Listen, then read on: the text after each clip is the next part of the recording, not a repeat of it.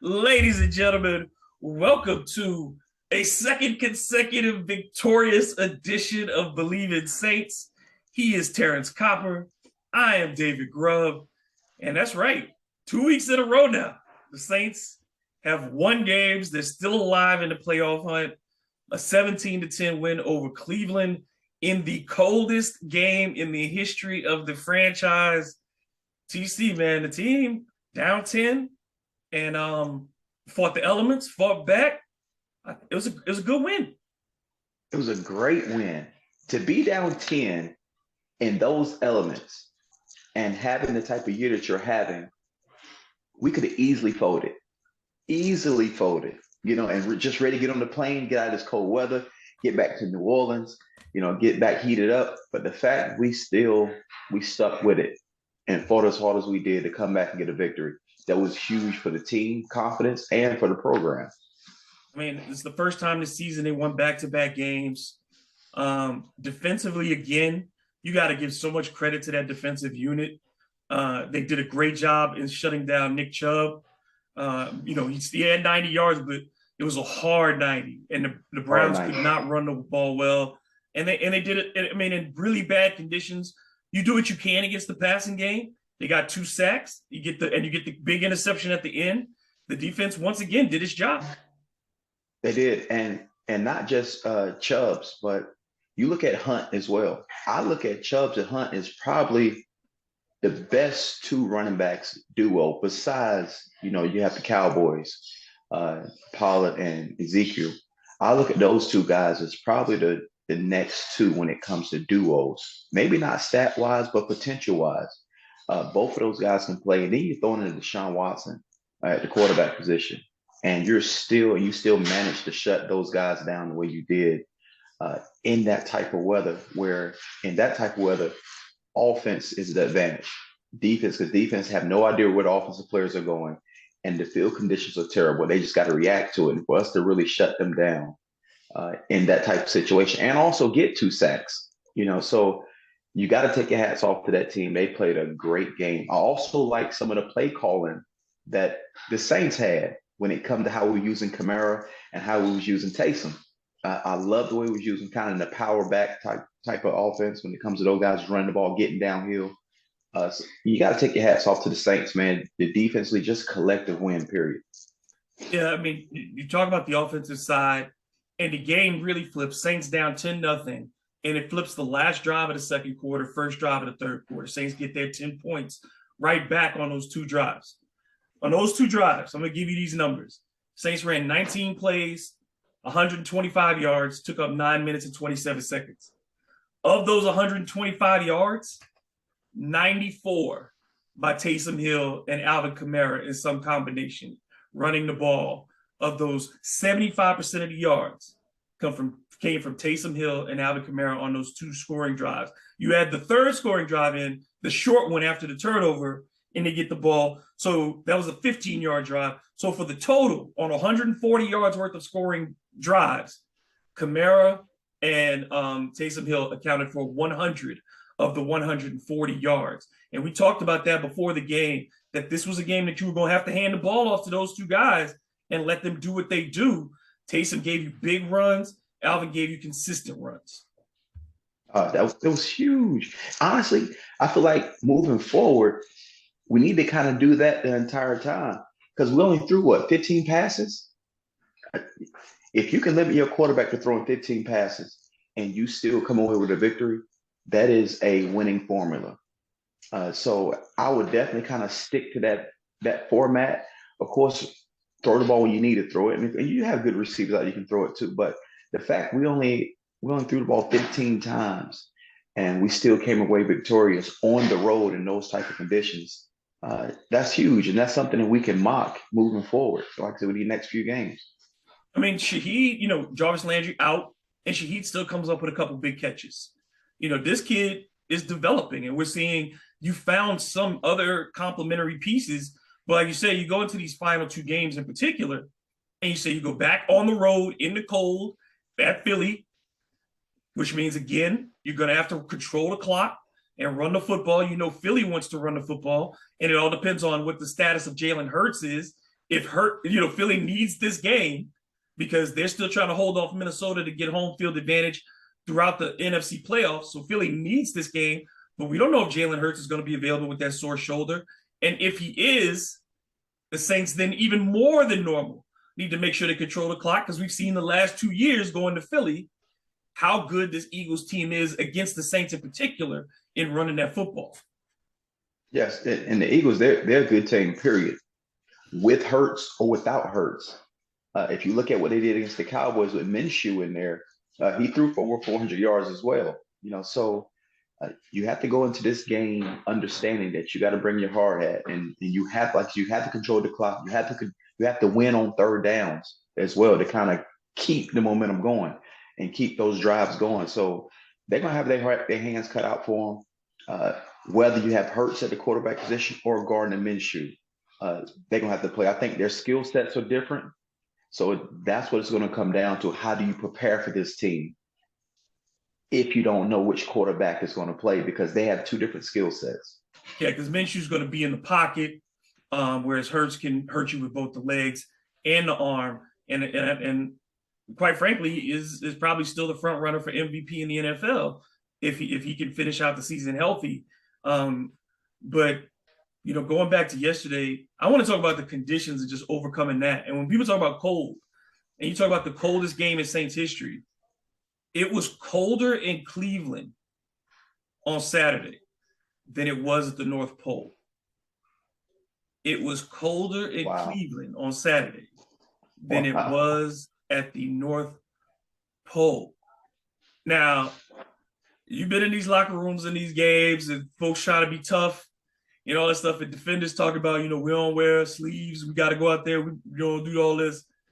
What are the secrets then that y'all, what do you do when you walk outside onto the field and it's minus whatever double digits on that field? What are you doing to try to be warm to play that game? So I'm going to tell you, this is what we use. All right. This is a secret. So for one, Vaseline. With me, I used to put Vaseline over my entire body to give me an extra layer of skin. And then over top of the Vaseline, they have some stuff called warm skin. And that's like a lotion as well. So you put it all over your entire body. And the more you move, the more it heats up. And then for your feet, you have like some little hand warmers where it's actually foot warmers. It's an insole that you put in your shoe. It's a real small, thin foot sole. And it heats up. It's almost like a hand warmer, but it's a sole that you put in your shoes to keep your toes from getting too cold. Then, of course, you got your hand warmer with the hand warmers on the inside. And then you take some white tape and you put it on the inside of your helmet to cover your ears up so the wind can't get into your helmet for your ears. So look, it's a ton of stuff you have to do to get ready for that, to get ready for a game like that. But ultimately, mentally, you have to lock in. Mentally, you have to just feel like, it's going to be cold out here and we just can go out here in it. And you just got to stay locked in mentally and make sure the benches stay heated up. Do you think that, coming off that, Saints coming back to New Orleans after that game, you're still in it. The odds are long. Out of all the teams, there's 7 teams still fighting for 2 playoff spots in the NFC. And the Saints have the lowest odds of all of those teams to get there. But you're still alive. And as a player, just having that chance, even if it's a long shot, how do you approach this week of practice? It was a holiday weekend. Obviously, you played on Saturday. You came home. You were with family on Sunday. Are they back at it on a holiday week? Like, are they in there today?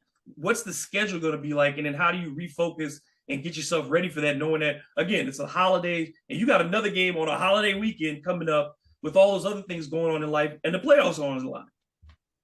Guess what? Christmas was yesterday. So Christmas is not today. We back at work today, and plus, like you said, you still got a shot. So you right back into the lab, you right back focused. There is no, of course you have your mandatory day off that you have to have off, but there's no extra days off.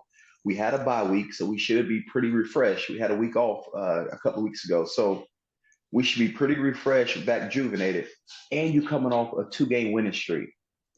That right there by itself is motivation to get back out there and get back locked in and ready for practice. So no, there's no holding off and taking time off. It's go time. The season is almost over. You still have a chance to make it, but we got to stay locked in. It looked like, certainly Mickey Loomis was back in the locker room after the game, and it was a much different vibe than what we had at the Tampa game. Mickey was excited, and I think that to me, like have been indicating all year, it's really hard for the Saints to want to move on from Dennis after 1 year. It looks like whatever the issue was, because GMs don't keep making visits. That's just not normal to just keep whatever the issue was at the time. It wasn't employment related.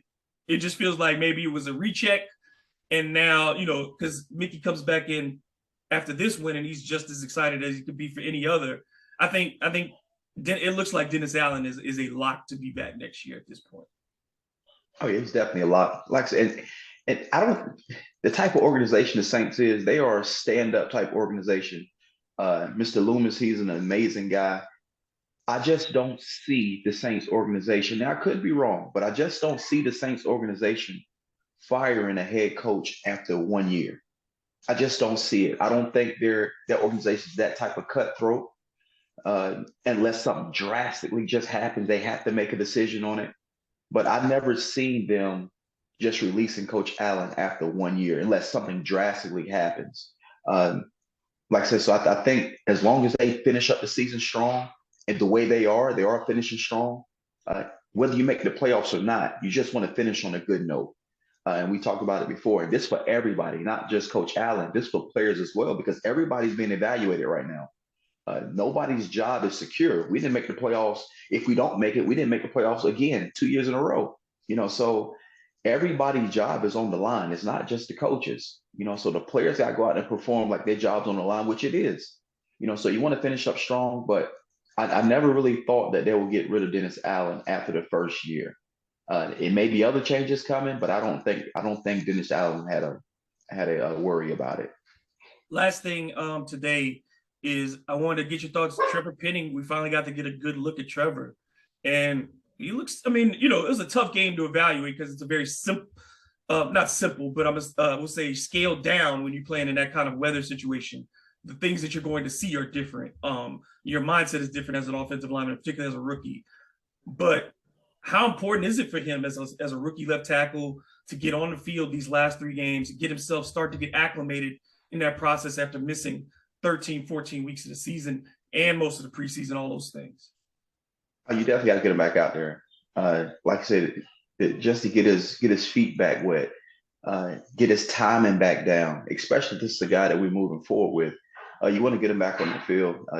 Again, he's being evaluated as well. Even though he's young, but everybody's still getting evaluated. So I feel like you have to get him back out there. And that goes for anybody that got an opportunity to get back out there and continue to play and help your team, especially down this little run that we have going on. So we definitely have to get him back out there. We'll see how it goes this week. We'll see what the injuries look like when we check back later in the week. But, this is the definition of a must win this weekend. This is it. It's win or go home, and quite literally. So Philly's not been kind to the Saints over the years, but this is an opportunity, and this is the NFL. And on any Sunday, if the defense plays generally the way it's played this year, like there hasn't been a team that has really outclassed that defense this year. If the defense can play well and the offense can give them 17 to 21 points, then you got a shot. And that's really all you can ask for this weekend is a shot, because on paper, they don't have no business going on the road and beating Philly in Philly. That's true. And honestly, this is a playoff game. Every game from here on is a playoff game for the Saints. Either you win or you go home. If you win, you keep your hopes alive and you keep moving forward. Hopefully you have some guys or some teams can do some things for you that'll help you get in. But it's playoff time. The Saints playoffs started early. So we got to win every game we're playing. And that's how we got to treat it. This is a playoff game. Because very well, you could play a team like this in the playoffs. So that's how you got to treat it. That's how you got to prepare for it. Is do or die, win or go home. It absolutely could be the rematch. If you end up as the last seed in the playoffs, you could end up playing Philly again. Yeah, you're right. And then that last game against Carolina at home becomes really interesting if they can win this week. week 7 to be week 17, 18 at home against Carolina with the playoffs on the line. That's all Saints fans could ask for, considering where the season started and to where it could possibly be. I mean, it's amazing that for all the things that have gone wrong this season, here we are with 2 weeks left in the regular season and still have a shot. And you know what the crazy thing about it is? The Carolina Panthers are feeling the exact same way. So I'm really hoping that we can win this game. I'm hoping the Saints can really win this game, because that last game of the season would be for something, whether it's the Panthers going to the playoffs or maybe it's the Saints going to the playoffs. So that, not looking forward, not looking ahead to that game. We got to take care of the Eagles first. But if we can take care of the Eagles, that last game is going to be a great game to watch if you're a football fan, period. Because both of those teams are fighting for a playoff spot. And it'd be a great game to watch. So, but we got to take care of the Eagles first. And it's not going to be an easy task. It is not an easy task. But if one thing we have learned this year, don't count out the Saints. Don't count out, not just this year, but whenever something is weird, the Saints are usually right there. They're right there. Right there. Exactly. Brother, I always appreciate talking to you. I hope you and your family had a great holiday season, and we'll talk later this week as we get ready for New Year's and hopefully another win for the Saints. Definitely, man. Happy holidays to you and everybody else out there. Happy holidays. All right, until the next time, this has been Believe in Saints. He is Terrence Copper. I am David Grubb, and this has been brought to you by betonline.ag. We'll talk to y'all soon. Who dat?